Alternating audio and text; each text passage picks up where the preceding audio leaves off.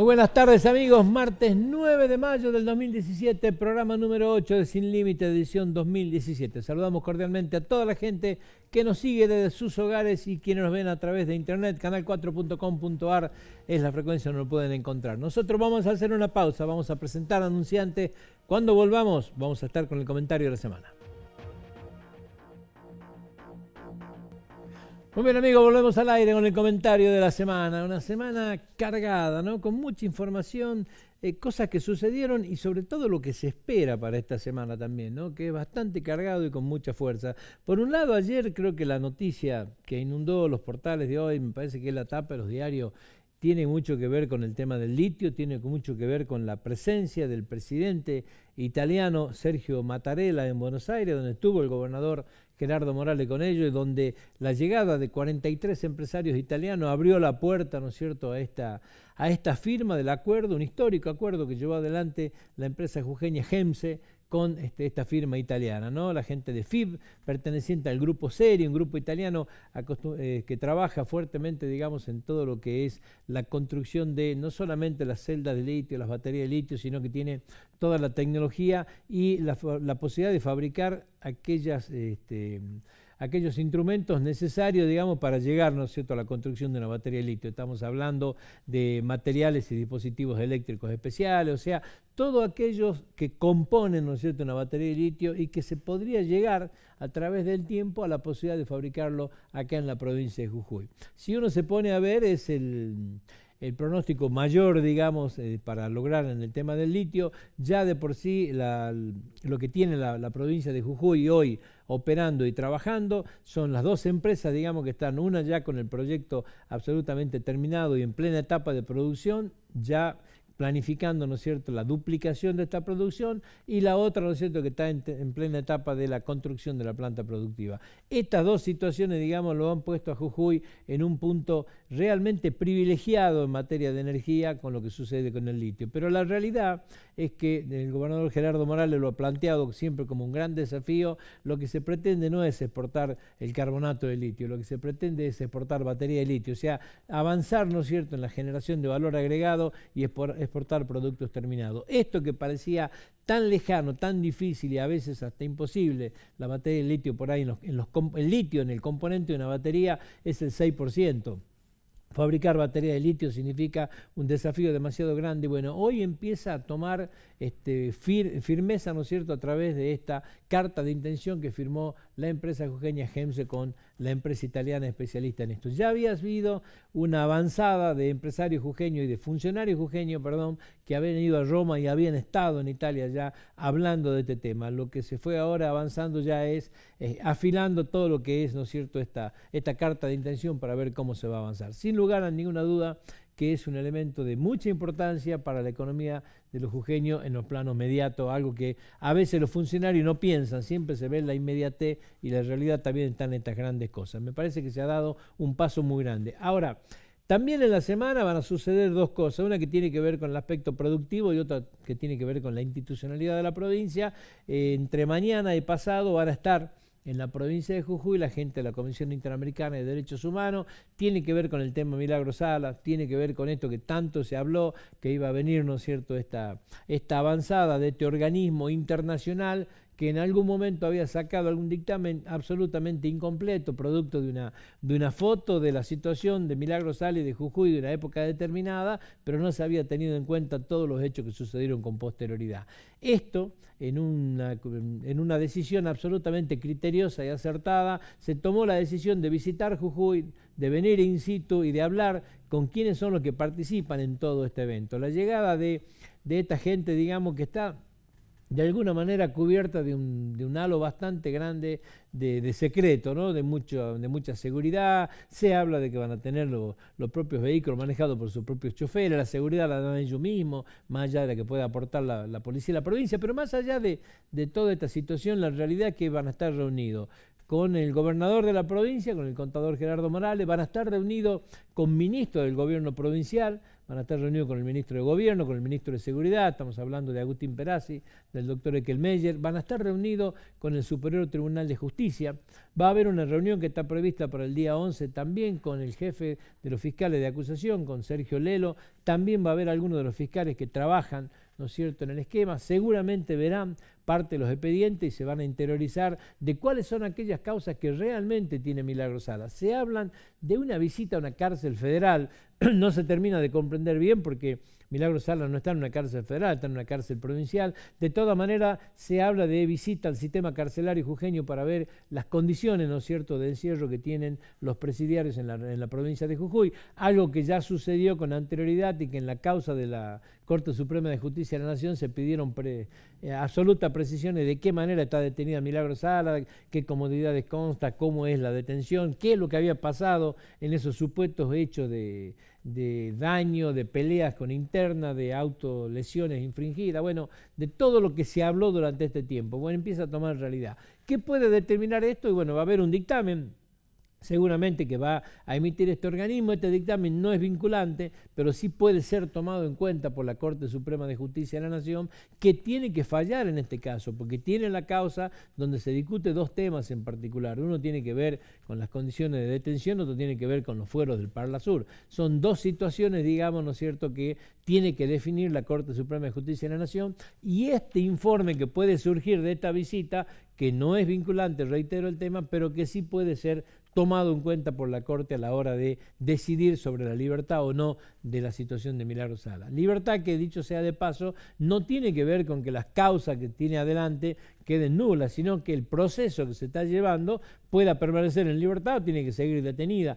Esto es lo que va a definir la Corte, pero no tiene absolutamente nada que ver con la cantidad de causas que tiene Milagro Sala donde está imputada y nos están llevando adelante las situaciones procesales. El otro tema que también es muy importante y que no tiene nada que ver con lo institucional, pero sí con lo empresario, tiene que ver con el viaje a China que va a emprender el gobernador de la provincia durante el fin de semana. La semana que viene en China van a estar el presidente Mauricio Macri va a estar el gobernador de la provincia y con un grupo grande de empresarios argentinos cerrando algunas situaciones muy variadas. Yo recién en el noticiero le contaba que provincias del centro de la República Argentina, como Santa Fe, Córdoba, Catamarca, La Rioja y Entre Ríos, están peleando, ¿no es cierto?, por el financiamiento de un tren trasandino que vaya hacia Chile, digamos, ¿sí? Y le contaba esto, que la idea de ello era que en esta agenda de la reunión que se va a hacer la semana que viene, este tema esté en la agenda, digamos, también. Bueno, cada provincia, digamos, sale a defender lo suyo. Jujuy va por el tema del Eximbank, Jujuy va por la planta solar, Jujuy va a definir y a firmar ya el convenio definitivo con el Eximbank por la financiación de la planta solar. Financiación que, dicho sea de paso, la planta solar tiene plazos. En el mes de mayo del año 2018 se tiene que estar ya produciendo energía en esta planta, digamos. Tiene plazos muy, pero muy perentorios y están muy acotados y muy cerrados en el tiempo, ¿sí? Así que, bueno, el avance que se va a hacer ahora en China históricamente va a ser la firma del acuerdo por el cual el Banco Chino va a financiar, ¿no es cierto?, la obra del parque solar en la provincia de Jujuy. Este viaje se inicia la semana que viene, el gobernador jujeño lo va a estar firmando, reitero, la semana que viene en China. También la semana fue cargada con otros eventos. Jujuy se ha visto consternada fuertemente por la muerte de Jairo Salcedo, el asesinato en el Carmen, ustedes recordarán. Un brutal asesinato con características muy especiales, con un ensañamiento con Jairo Salcedo que, bueno, a la investigación, digamos, le das un cariz absolutamente especial. Cuando esto se estaba medianamente aplacando, apareció la aparición de un cuerpo calcinado, aparentemente de Alejandra Oscari, ¿no es cierto?, que había desaparecido la noche anterior y que se había denunciado a la madrugada del día siguiente. A la tarde aparece este cuerpo. Una causa donde está detenido el padre, donde ya recién nos contaban desde la Fiscalía, se ha comprobado que la causa de la muerte ha sido asfixia por monóxido de carbono. Esto habla de la atrocidad que ha vivido, porque quiere decir que la han quemado viva.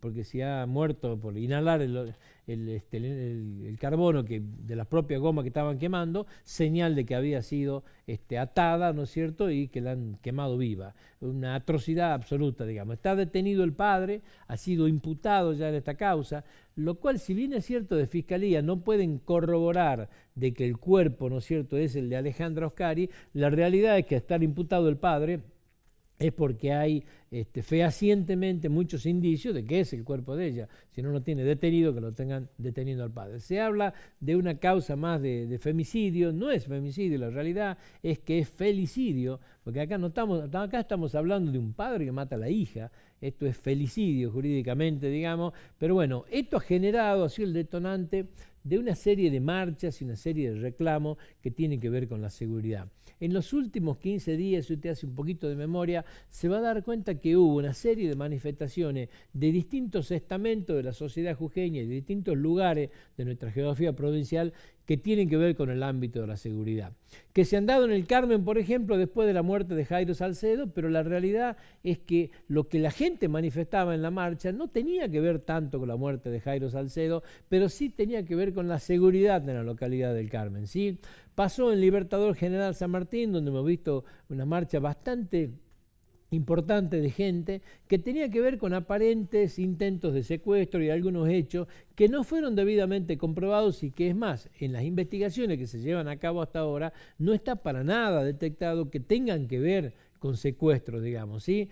Uno de los casos era una fuga de hogar producto de un supuesto maltrato del abuelo. El otro caso fue una travesura de un chico absolutamente chiquito que se fue 3 cuadras a la casa, un vecino lo levantó, lo llevó a la policía, fue devuelto, pero no obstante eso, en la comunidad de Libertador General San Martín hay una sensación de inseguridad muy grande, producto de motochorro y de otros elementos que ha hecho que la gente salga a la calle a manifestarse. Lo de San Pedro ha tenido 2 manifestaciones muy fuertes en el día de ayer, porque hubo mucha gente acá en nuestra Plaza Belgrano y hubo mucha gente en San Pedro de Jujuy, donde también se mezcla la situación que hizo que el vaso rebasara, digamos, que tiene que ver con el tema de Alejandra, pero también se mezcla situaciones de inseguridad que el pueblo de San Pedro está de alguna manera pidiendo. En el medio de esto hubo vecinos, por ejemplo, de Bajo la Viña, que también se juntaron y pidieron, ¿no es cierto?, algún tipo de organicidad vecinal para combatir la delincuencia, para combatir algunas cuestiones de inseguridad, pero también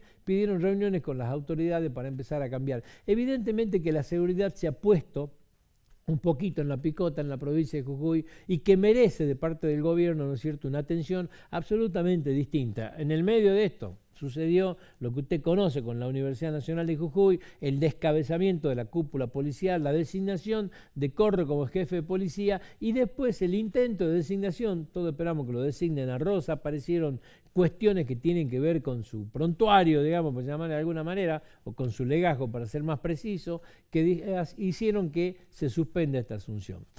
Una desprolijidad es cierto, porque si este legajo está cargado con estas negatividades, evidentemente que no solamente no puede ser su jefe de policía, sino que no tendría que seguir ni siquiera ocupando un cargo. Pero bueno, este problema no ha ayudado también en el concepto de la gente en el tema seguridad, que seguramente debe ser un dolor de cabeza, ¿no es cierto?, para el ministerio del doctor Eckelmeyer, pero que tiene que ser un elemento que en Jujuy se ha vuelto a instalar en estas últimas 2 semanas fuertemente, ¿no es cierto?, en la consideración de la gente. El tema PAMI también va a formar parte de lo que viene, pero también ha sido el motivo de la semana. Lo hablamos la semana pasada. Jujuy era un ejemplo en PAMI. ¿Por qué? Porque había conservado, conjuntamente con otras provincias patagónicas y La Pampa, había conservado un sistema de pago a través del pago por prestación. Aranceles Instituto del Seguro de Jujuy. La realidad es que con el descabezamiento de Regazzoni a cargo del PAMI y la llegada de nuevas autoridades, el presupuesto de PAMI, que está absolutamente desfasado, tiene que ajustarse y empieza a ajustarse por todos lados. Por un lado, la aplicación de vuelta de un sistema capitado, que es un sistema perverso, que ha dado pésimos resultados y que genera que haya una subprestación absoluta y que los viejitos anden pidiendo por favor un turno para ser atendido. Nefasto por donde usted lo ve, sin duda que va a haber una cantidad innumerable de problemas. Jujuy, si bien es cierto, conserva el otro modelo prestacional, la realidad es que le dijeron hay que bajar un 20% del gasto. En una palabra, ¿cómo se baja el 20% de ese gasto? se aplica un índice de riesgo, quiere decir que se paga todo proporcional. Cuando usted hace eso, ¿sabe qué es lo que pasa? Los maestros de la lapicera empiezan a facturar, porque mientras más facturan, la aplicación del índice de riesgo para ellos es menor. Los desfasajes de ellos mismos lo pagan nosotros, entonces se desbanda la cosa, es difícil controlarlo. En el medio de esto apareció la cancelación de todos los contratos de prestación de medicamentos a todos los prestadores de medicamentos en PAMI, o sea, una problemática que es de orden absolutamente nacional, pero que va a explotar en Jujuy. Se deja de proveer medicamentos. Por ahora en Jujuy se siguen dando, no se sabe por cuánto tiempo más. La realidad es que ya empiezan a escasear en todos lados. Bueno, el PAMI, creo que estos momentos de semi-tranquilidad que tenía van a venir momentos muy, pero muy complicados. Si usted me dice cómo va a ser en el futuro en Jujuy, le digo que hoy en Jujuy la realidad no se sabe. Se han reunido con los prestadores, tienen que establecer mecanismos, hay que ver de qué manera se baja ese 20%, no es una tarea fácil, usted comprenderá, y lógicamente empezarán los inconvenientes. No sobran las camas en Jujuy, bueno, empezarán los viejitos de PAMI de nuevo hoy a sufrir este tema de que le pateen las cirugías programadas, de que dan turno para no sé cuándo. Bueno, vamos a ver qué es lo que pasa, vamos a seguirlo muy de cerca. En la semana también se reunió el gobernador Gerardo Morales con la gente del pueblo de Tilcara, un pueblo que ha sido fuertemente golpeado, tal vez no tanto como Volcán, pero fuertemente golpeado por los hechos que usted conoce, digamos, y estos desbordes e inundaciones. El Ejecutivo Provincial ha llevado a través de los organismos correspondientes, el Ministerio de Infraestructura en este caso, ha llevado una propuesta para la gente de Tilcara que tiene que ver con un reordenamiento del pueblo bastante profundo, donde van a preservarse muchísimas de las zonas que no son las que se inundan, pero aquella zona y aquella gente que está instalada en lugares que son peligrosos, que se corren riesgo, que son inundables, donde hay desbordes permanentes, se va a generar un hábitat distinto. Esto se va a hacer, y la palabra hábitat se me cayó acá, pero se va a hacer dentro del marco del Plan Hábitat, que es un marco de financiamiento fuerte, donde se construye todo lo que es la infraestructura, digamos, para estos asentamientos especiales. Algo de eso se está haciendo en las 150 hectáreas, en las 27 hectáreas de Lucas Arias, o sea, se construye absolutamente todo, digamos, de este lugar. Bueno, se pretende hacer esto en una zona bastante amesetada que hay desde el Pucará para atrás, medio camino a Maimará, que se llama Pata Pampa, se llama el lugar, y a su vez también un reordenamiento de la terminal de ómnibus que iría donde era vialidad, se tiene que hacer un puente. Bueno, se explicó todo este complejo de infraestructura a la gente de Tilcara.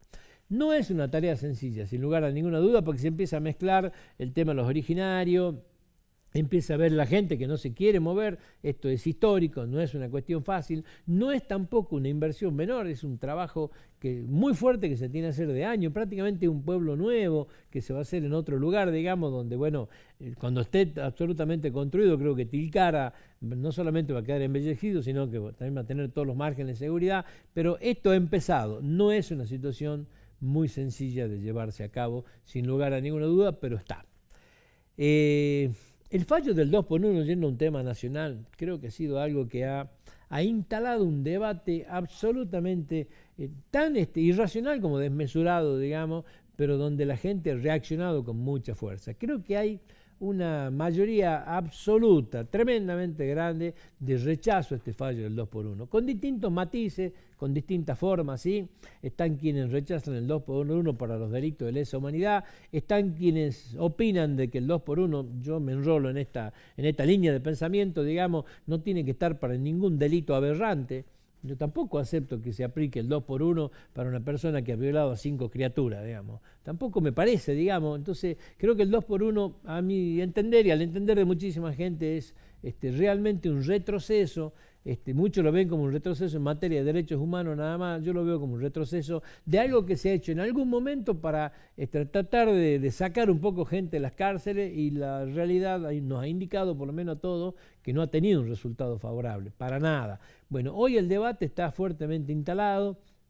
Hubo desde diputados que pidieron el juicio político para los 3 jueces de la Corte que llevaron adelante este fallo. Hablo del doctor Rosenkrantz, de Rosati y de Hinton de Nolasco, lo hizo Néstor Pitrola. Hablo de que hay gente que interpreta, ¿no es cierto?, de que empezaron a ver cámaras federales que empezaron a fallar sin tomar en cuenta este fallo. Ya pasó el primer caso, que fue en la provincia de San Juan. Entonces muchos creen que también puede llegar a pasar esto, que haya como una especie de sublevación, no es la palabra adecuada, pero para que se entienda, donde los jueces federales no tomen aquel fallo de la Corte, fallen en contrario a esto, lleguen de nuevo estos fallos a la Corte que tenga que resolverlo y la Corte misma, producto del estrépito generado, pueda llegar a generar jurisprudencia distinta y se pueda cambiar.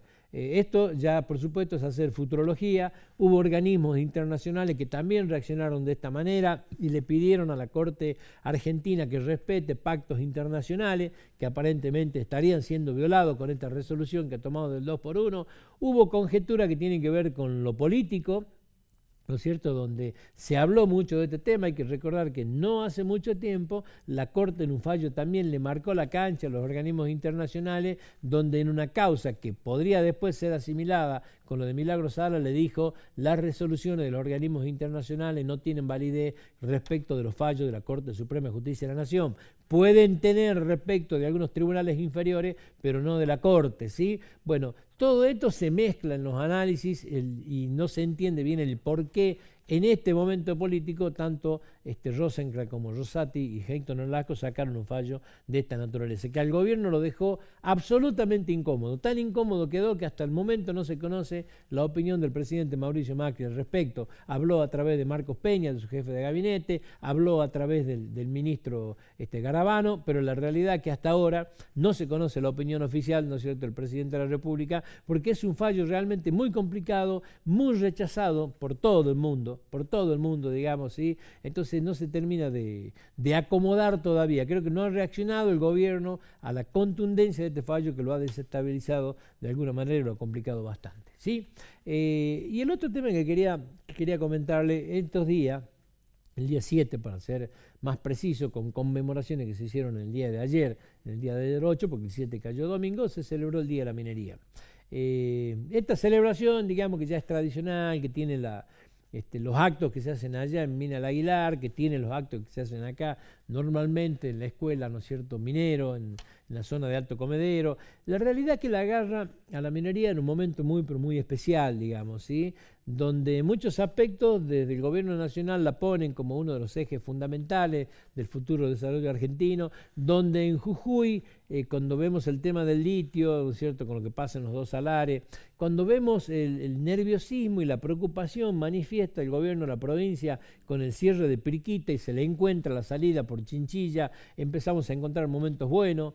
Cuando vemos un desafío muy grande que tiene la provincia de Jujuy, porque en este momento, tal cual lo reconocía en esta misma mesa el secretario de Minería, no tenemos proyectos de exploración en la provincia, tenemos los dos proyectos de litio más desarrollados que tiene el país, hemos avanzado muchísimo en materia productiva, pero por ahí en materia de exploración estamos atrasados y esto indica un futuro de acá a 10, 15 años de escasez, digamos, de proyectos para desarrollar, o sea que nos impone un desafío. Cuando hay un pacto federal minero que se habla de la firma en los próximos días, pero cuando uno habla con los sectores mineros nos muestran preocupación, porque el pacto federal minero viene a consolidar inversiones. Hoy hay inversiones comprometidas para el 2017 y el 2018 de $3.000 millones en la minería. Se habla, ¿no es cierto?, de que se pretende más, mucho más que esto, se habla de $25.000 millones lo que se pretende. La realidad es que este pacto federal minero tendría que venir, después de un año de trabajo, a dar garantías y a consolidar jurídicamente y políticamente este pacto, ¿sí?, por un lado. Por otro lado, tiene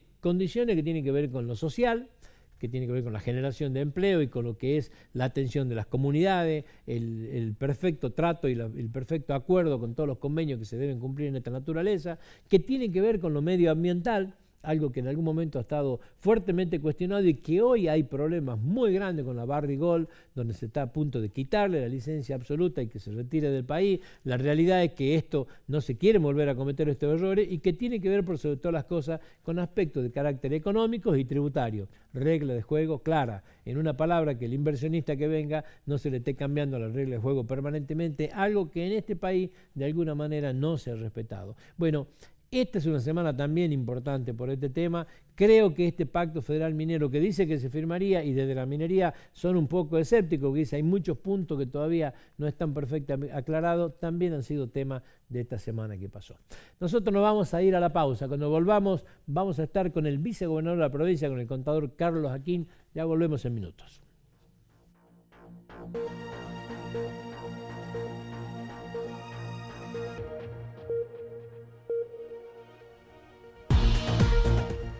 Muy bien, amigos, volvemos al aire. Segundo bloque del programa. Estamos acompañados en este bloque por el contador Carlos Jaquín, vicegobernador de la provincia. Contador, gracias por venir. Muchas gracias, un gusto estar acá. Es una persona cercana al norte, lo he visto en Tilcara cuando anunciaron con la gente, digamos, este proyecto, digamos, para renovar el pueblo. ¿Cómo lo ve eso? Bueno, la verdad es que es una gran preocupación todo lo que está relacionado con la quebrada de Humahuaca y con gran parte del norte.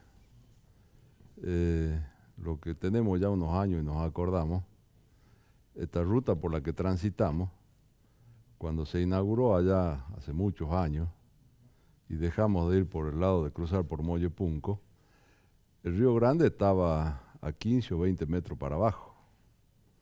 Hoy el Río Grande estaba arriba del nivel de la ruta en muchos lugares. Eso significa que ha habido todo un proceso de erosión, de arrastre, que nos genera una complicación seria.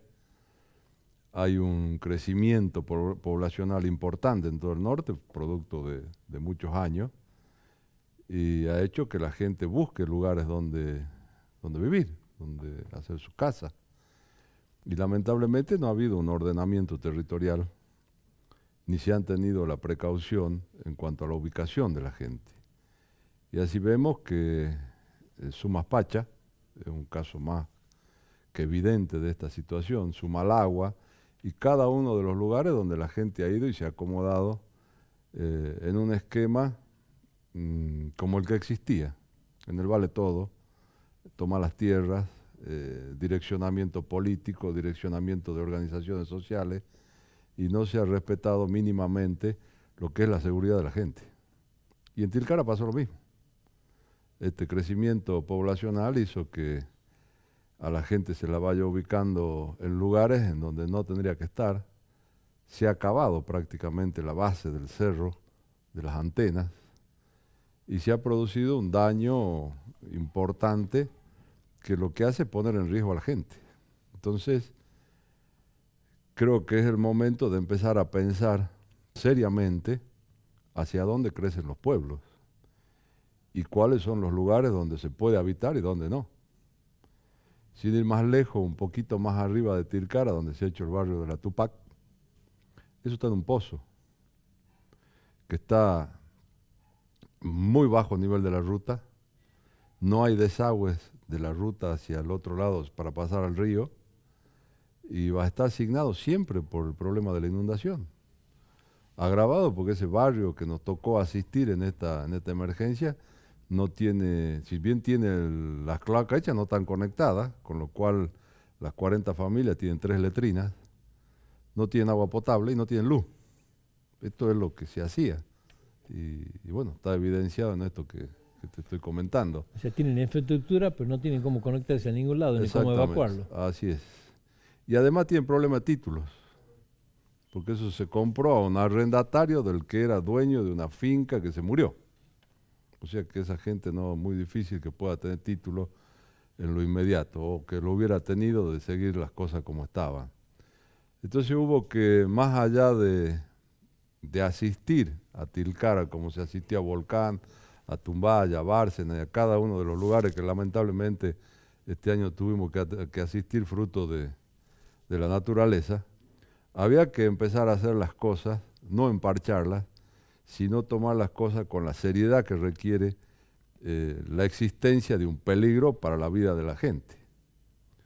Y es así que se diseñó un plan de desarrollo y de reconstrucción de Tilcara, que la verdad que es muy ambicioso y que contempla absolutamente todas las circunstancias para que no se repita lo que nos pasó el año pasado y lo que pasó este año 2 veces en Tilcara. Está pensando en un Tilcara de 150 años para adelante también, ¿no? Y también hay que pensar en un Tilcara que para dónde se va a expandir, para dónde se va a desarrollar.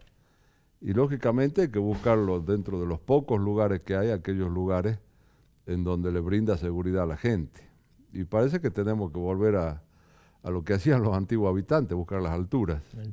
Y en esta circunstancia uno de los lugares es Patapampa, que es una planicie que está situada en la parte posterior del Pucará de Tilcara, y en donde habrá que pensar que hay que hacer una segunda Tilcara. y mientras tanto darle la protección al pueblo de Tilcara, como hoy está concebido. No debe ser fácil con la gente, ¿no? Me imagino que... No, fíjate que lo único, nos reunimos con la gente, es un proceso que traemos ya desde el año pasado, de coordinación, de charlas. El año pasado fue grave la inundación también. Este año se nos volvió a inundar antes que pase lo de Volcán. Fue la primera inundación con la bajada de la quebrada de la iglesia, no sé si se acuerdan. Sí. Y lógicamente siempre se inunda la parte del barrio Matadero y las viviendas, por la ubicación en el bajo que tienen. Así que el vínculo con la gente ha sido permanente, hemos tenido muy buena relación.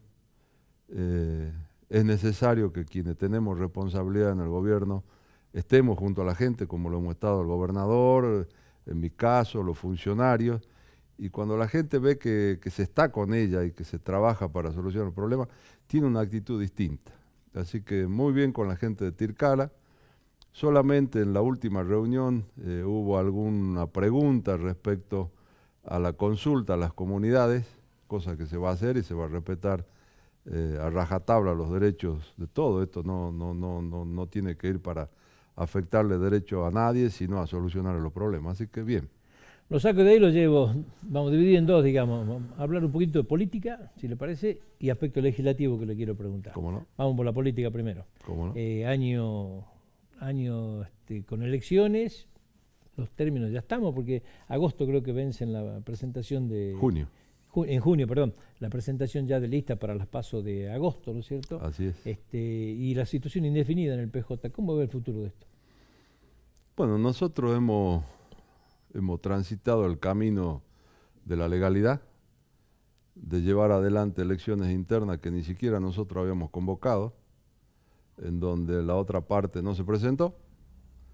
Se judicializó nuestro partido, transitamos varias instancias en la justicia federal, electoral federal, quedó convalidada las elecciones internas que habíamos llevado adelante y por supuesto como autoridades legítimas del Partido Justicialista.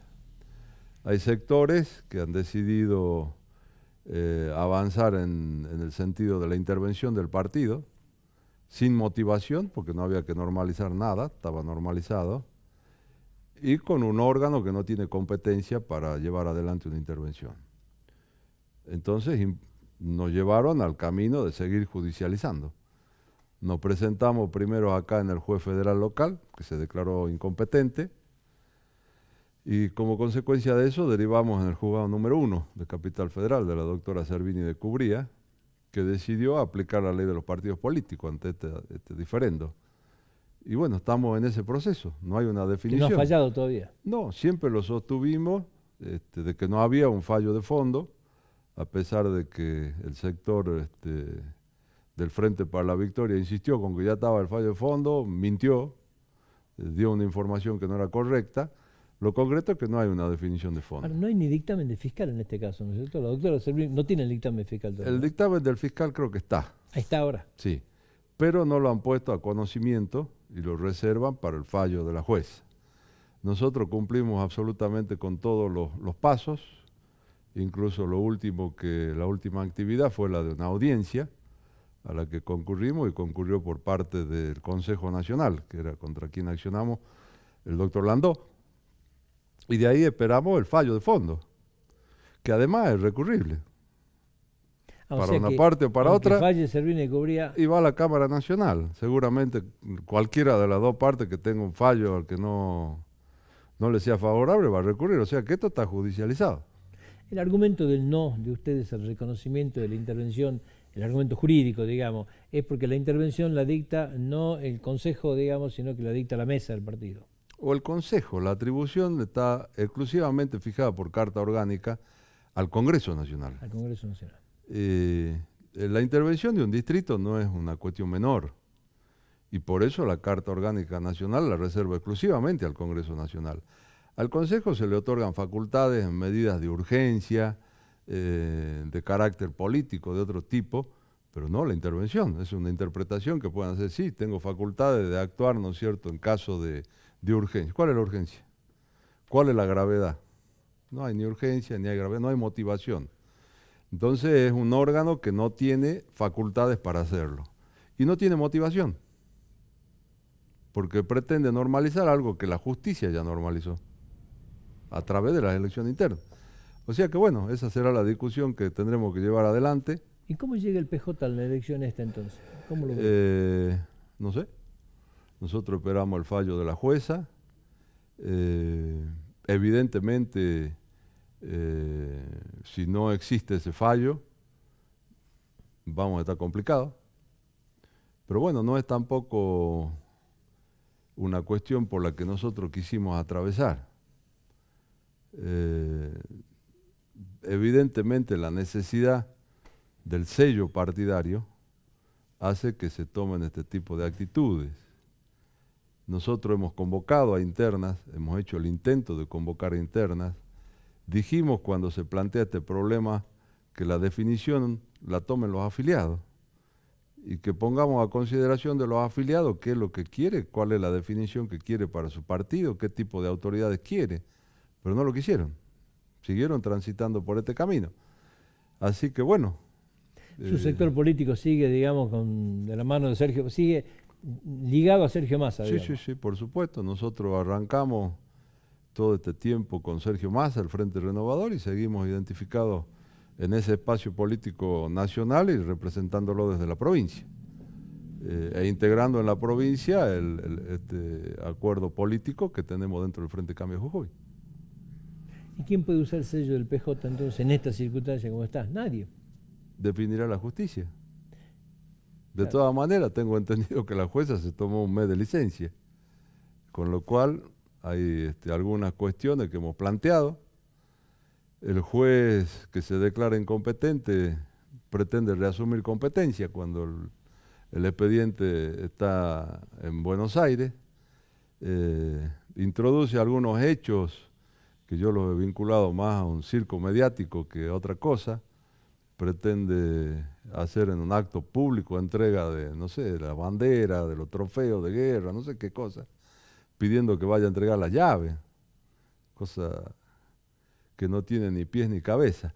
Pero nosotros no lo recusamos al juez a partir del 1 de diciembre ni nada, porque al declararse incompetente nos pareció innecesario. Pero en esta cuestión me parece que tendría que él solo haberse apartado de la causa y no haber hecho los últimos actos en función a que este interventor, pretendido interventor, que es absolutamente parcial porque se ha identificado con el sector del Frente para la Victoria inmediatamente, lo podemos ver abrazado en la foto con el hijo del juez. Entonces, ante esa situación, la ley establece y prevé que lo natural es que el juez se aparte, porque evidentemente si tiene un hijo, no puede tomar resoluciones. Bueno, no lo ha hecho y bueno. Y en la práctica, contador, hoy Sí. hay un día a día en el Partido Justicialista. El Partido Justicialista tiene empleados, tiene que pagar la luz, tiene que funcionar, digamos. ¿Cómo funciona hoy? Lo hacemos nosotros. Desde siempre, desde que estamos, hemos pagado los sueldos, hemos hecho pagado los gastos de funcionamiento. Eso no se ha interrumpido nunca, digamos. Nunca. Hasta acá está todo cubierto, lo hemos hecho nosotros. No asumió la intervención de este hombre. Este hombre fijó la sede partidaria en el Hotel Howard Johnson y las oficinas en el diario El Tribuno. Esta es la verdad. Y ahora, ¿no es cierto?, han hecho la apertura de alguna casa por ahí en algún sector, pero no hay, es decir, si efectivamente no tomó lugar o no se formalizó la intervención. ¿En algún momento tuvo con Jaque usted reunido? Yo estuve con Jaque y Landó el primero o segundo día que vinieron. Yo vengo cruzado con este espacio del Frente para la Victoria. Y vengo cruzado a partir de una reunión que me pide Sergio Massa que tenga con Gioja, en la cual Gioja me dice concretamente que tenía que dar un paso al costado, que tenía que entregar el partido, que ellos lo tenían que manejar porque ellos necesitaban el partido para hacerle daño a Gerardo Morales. Porque Gerardo Morales era un dirigente nacional con proyección nacional y que desde el espacio del Partido Justicialista Distrito Jujuy había que producirle daños. Se equivocó el hombre a la persona que se lo decía y se equivocó en el intento de esa acción. Así que a partir de ahí yo rompí absolutamente todo tipo de vínculo, de reconocimiento a la mesa del Consejo Nacional, que no me representa para nada. Y por supuesto que en el momento que me vino a ver Jaque, que fue a la legislatura con Landó, le dije que la única forma que yo pueda tener un reconocimiento era con un pronunciamiento de la justicia. Pronunciamiento que hasta el día de hoy no está. ¿Y nunca se intentó juntar al Congreso Nacional del partido para ratificar esta medida? ¿Nunca hubo un intento de eso? Lo convocaron al Congreso ahora. Que podía ser otra salida, digamos. Claro, también. pero lo convocaron para el 14 de junio. El 14 de junio vencen la presentación de Frentes y Alianzas. Está como a destiempo. Me parece a mí que si se reúne el Consejo Nacional, al primero que echan es a Gioja. Hay problemas dentro, internos en el justicialismo nacional, hay muchas diferencias, así que bueno, no creo que sea muy fácil. Y este debate y este problema, digamos, ¿cómo está repercutiendo en la legislatura? ¿Está repercutiendo esta discusión que hay ahora, por ejemplo, con la integración de comisiones? ¿Tiene que ver con esto? Y tiene que ver con un poco de todo. Me parece que estos muchachos todavía no han hecho un análisis de lo que le pasó. La legislatura está compuesta por 48 diputados. Ellos toda la vida han transitado la legislatura siendo mayoría. Y hoy de los 48 solo tienen 13 diputados. Lo que lo pone en una situación y en una proporcionalidad por la que nunca han atravesado, y parece ser que eso los tiene desconcertados. De las 15 comisiones que hay, ya que estamos hablando del tema, de acuerdo a la distribución, por tener 20 diputados le corresponden 7 a la UCR, 4 al Frente para la Victoria, y hay 4 bloques a los que le corresponde una comisión a cada uno. Son las 15. No se ha modificado la conformación de las comisiones de cómo estaban el año pasado, salvo que el Frente para la Victoria, que está tan interesado en participar de las comisiones, no las integró a las comisiones nuevas que se crearon. Es decir, no mandó quienes iban a integrar la Comisión de Cultura, ni la Comisión de Igualdad de Género, ni la de Pueblo Aborígenes. No mandó directamente, recién mandó ahora. ¿Qué es lo que pasó? Pasó que hay cambio en la situación y en la integración de los bloques. La diputada Patricia Armella, que era la presidenta de la Comisión de Salud, conformó el bloque Eva Perón y renunció al bloque del Frente para la Victoria. Entonces ellos pretendían que por esa acción tenía que dejarse de ser presidenta de la comisión. Y era como que esa comisión era propiedad de ellos. Y no es propiedad de ellos.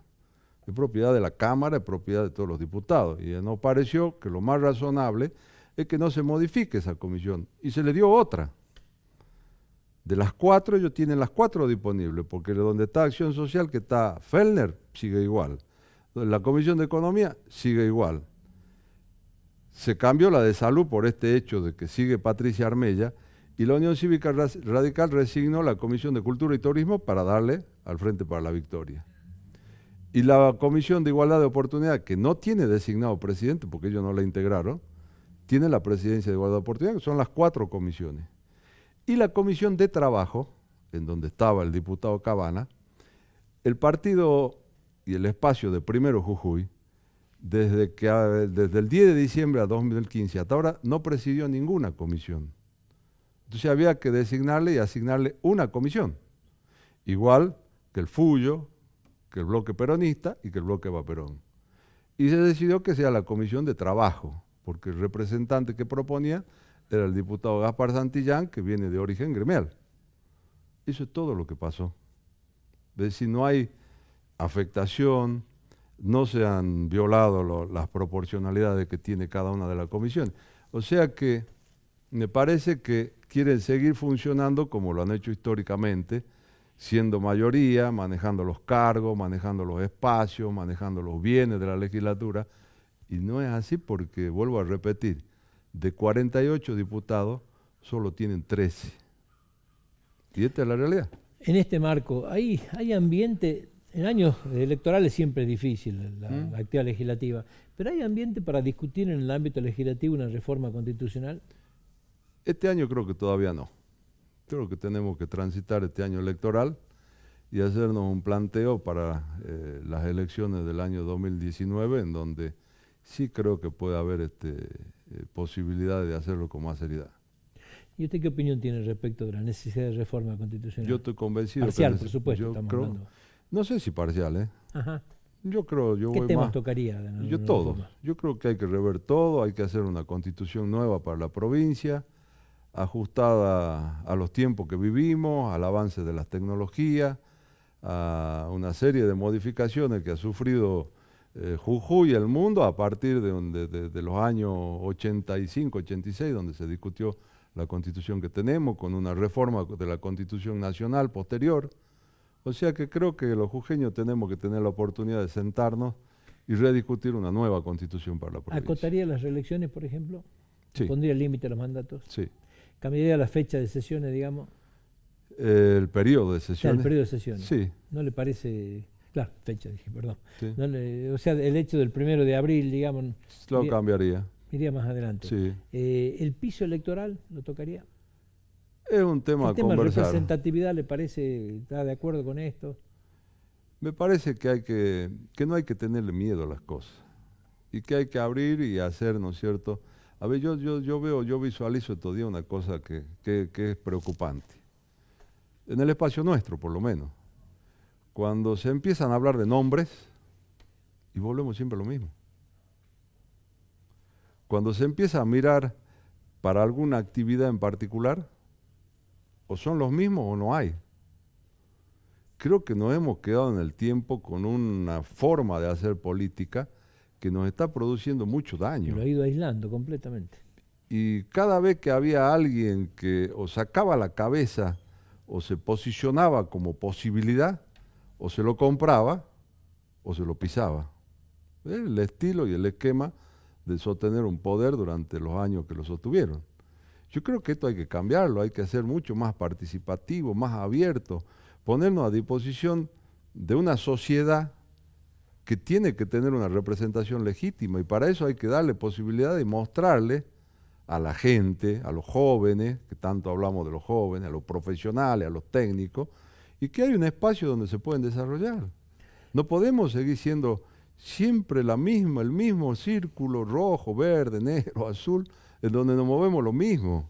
Hay que abrirlo, hay que abrir a la participación de la gente. Hay mucha gente valiosa en Jujuy que además de que no se les permite posiblemente visualizan la política como algo malo, oscuro, tramposo, y esto es lo que nosotros tenemos que cambiar. ¿Cambiaría, por ejemplo, al voto electrónico, lista sábana? ¿Tocaría esto? Hay dos consideraciones. Uno es el voto electrónico, concretamente el voto electrónico, y el otro es el sistema por el cual con el voto se reemplaza la lista sábana y se imprime la boleta. Que ese no sería el voto electrónico, sino sería un voto, digamos, mixto, en donde no hay que hacer la boleta, sino que la boleta se la hace con un impresor en la mesa. Son dos cosas distintas. Yo avanzaría primero por esto, de eliminar la boleta, el papel, el voto cadena y toda esta cosa, que algunos dicen que no saben que existían, ¿viste? Pero bueno. Lo descubrieron ahora. Lo descubrieron ahora. Eso sí. Lo otro me parece que todavía no tenemos la infraestructura ni la capacitación de la gente para ir a un voto electrónico. Hay que recorrer el interior de la provincia. Y se puede ir haciendo por localidad también, ¿no? Salta creo que lo hizo de esa manera. Puede ser, ¿no es cierto?, un avance paulatino. Puede haber localidad en la provincia donde no solo no hay ni teléfono. Sí, no hay teléfono. No, está claro. Entonces, pretender avanzar con eso me parece que no. Lo otro sí. ¿Qué opinión tiene de este fallo de la Corte del 2x1? Me parece que es una barbaridad. Creo que ya como estaban las cosas no había que tocarlas. Me parece que ha sido una etapa de nuestro país que ha sido debidamente analizada, transitada, y si hemos llegado a los puntos donde estábamos, ya estaba. Abierto vieja herida. Abierto vieja herida, diferencia de nuevo, enfrentamiento, conmoción, que me parece que a esta altura son innecesarias. Y no nos hace ningún bien, digamos, tampoco. No. Se está yendo el gobernador a China, se firma este acuerdo de litio. ¿Cómo ve el futuro de la provincia? La última pregunta que le hago. La realidad de la provincia es difícil. Eso es una cosa que debemos asumirla. Son muchos años en los que hubo una ausencia del Estado, que yo digo que nos ha devastado en todos los aspectos. Si uno avanza o toca la educación, que es el eje central de cualquier sociedad, hay que recorrer la provincia para ver cómo nos quedó el sistema educativo. Y no es fácil solucionarlo de la noche a la mañana, lleva su tiempo. Lo mismo pasa con la salud, lo mismo pasa hasta con el mismo Estado, que está devastado, que está conmocionado, que es un aparato pesado, burocrático. Es decir, que en todos los aspectos tenemos muchas complicaciones, pero no basta con decir nos lo dejaron, es responsabilidad de los que estuvieron, de los que se fueron. Asumimos la responsabilidad con Gerardo y hay que ver, porque por ahí, ¿no es cierto?, en su momento han causado algún efecto, pero hay que recordar y analizar los cambios que se han ido produciendo y que tienden a restañar una sociedad totalmente afectada. Yo siempre digo que no nos tenemos que olvidar que en 10 años, los últimos 10 años, del 2015 para atrás, hay chicos que nacieron y vivieron durante 10 años en una provincia en estado de conmoción y con una pérdida alarmante de los valores, de ver padres, tíos, hermanos que han perdido el valor del esfuerzo del trabajo, de la dignidad, del respeto. Esas son generaciones de jujeños que han transitado algo que va a ser difícil de cambiar. Nos va a llevar mucho tiempo como sociedad volver a recuperar los valores, volver a ser una sociedad en donde hasta se recupere el respeto al maestro, o el miedo que le teníamos nosotros con la generación nuestra al preceptor, y no voy a hablar del director. Al policía. Al policía. Se ha perdido, es decir, a nuestra sociedad la han afectado y la han dañado. El transitar y el cambiar esa mentalidad que se ha generado en estos años nos va a llevar tiempo, nos va a costar mucho, pero tenemos que dar el ejemplo quienes tenemos la responsabilidad de gobernar. Y por eso no hay que dejar de recordar todos estos cambios de fondo que se han ido produciendo en la provincia, desde lo judicial, desde lo social, desde una serie de cuestiones que van marcando un camino distinto al que se ha transitado los últimos años. Contador, gracias por venir. No, por favor, gracias a vos. Nosotros nos despedimos, Dios mediante, hasta el próximo martes. No se olvide, este programa usted lo puede ver el día viernes a las 20 horas en la pantalla de Canal 4 y también está disponible para usted en canal4.com.ar. Muchísimas gracias, muy buenas tardes para todos.